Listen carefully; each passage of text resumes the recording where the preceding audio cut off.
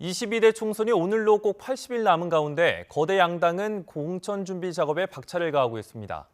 이번 주 예정된 본회의에선 이른바 쌍특검법 재표결과 중대재해법 적용 유예 등을 놓고 여야 격돌이 예상됩니다.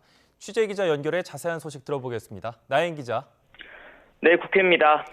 네, 오늘 휴일입니다만 본격적인 총선 공천 국면을 앞두고 정치권의 움직임이 계속 이어지고 있는 것 같은데요. 소식 전해주시죠.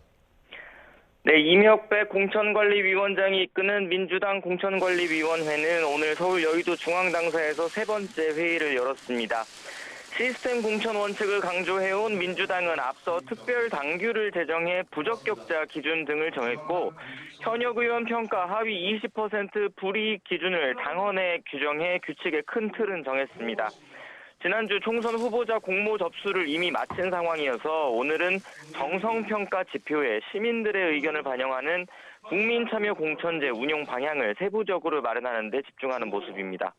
국민의힘은 모레 공관위 2차 회의가 예정돼 있습니다. 이와 별도로 현역 의원 평가를 위한 지역별 자체 여론조사를 이번 주 진행할 예정입니다.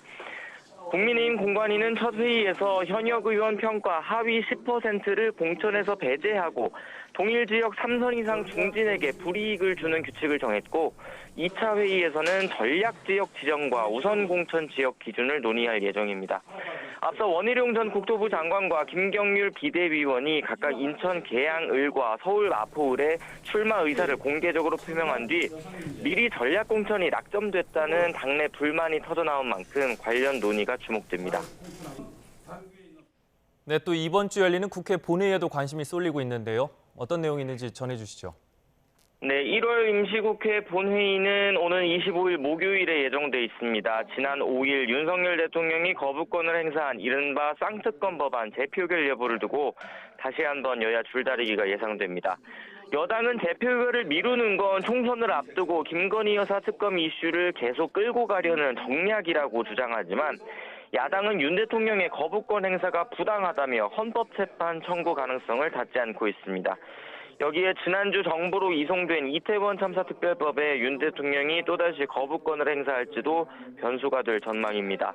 또 여당은 이번 주 본회의에서 5인 이상 50인 미만 사업장의 중대재해처벌법 적용 유예 법안을 처리하자고 요구하고 있습니다.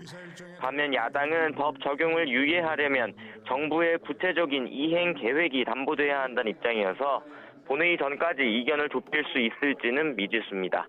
지금까지 국회에서 전해드렸습니다.